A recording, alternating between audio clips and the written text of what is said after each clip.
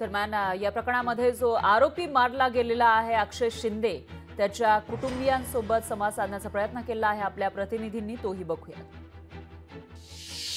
माझ्या पोराला मारून टाकले ते लोकांनी, पोलीसवाल्यांनी मारून टाकले। त्यांना कोणतरी बाहेरून त्याला कोणतरी काहीतरी करून त्याला मारून टाकले। शेवटचं बोलणं काय झालं होतं तुमचं? माझा मुलगा बोलला की मम्मी मला कवा सोडणार तुम्ही? मी बोलले बाबा 1 महिना थांब, बघू वकिलाची विचारून मग तुला सोडून घेऊन जाईन बोलले। त्याने काय सांगितलं का त्याला कसली भीती वाटते किंवा काय? नाही तसं काही नाही, ते पेपर दिले एवढं गेल्या सोमवारी आम्हाला सांगितलं होतं की पोलीसवाल्या लोकांनी आम्हाला मारलंय। मला त्याच्या हातामध्ये मला बोलत होता मम्मी तू वाचून बघ, काही गुन्हा सिद्ध काही झालेला नव्हता, रिपोर्ट नाही दाखवले, काय नाही दाखवले, याला मारलेला आहे आणि आम्हाला न्याय पाहिजे। काहीच सांगितलं नाही, काहीच सांगितलं नाही आम्हाला।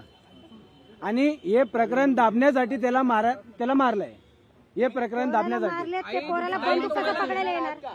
बंदूक कसं पकडणार माझा मुलगा? त्याला फटाकडी नाही वाजवले येत, त्या पोराला फटाकडी नाही वाजवले येत, गाडी नाही चालवायला येत, तर तो पोरगा कसा बंदूक धरेल?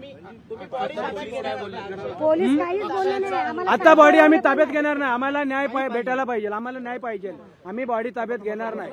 आणि याच्या चौकशी व्हायला पाहिजे पूर्ण आजपर्यंत, आणि शाळा प्रशासन पण याला जबाबदार आहे, आणि याच्या शाळेतले जेवढे हातबांधे असतील तर त्यांना पण शिक्षा व्हायला पाहिजे। लोकशाही मराठी ऐका, पहा, जागरूक रहा।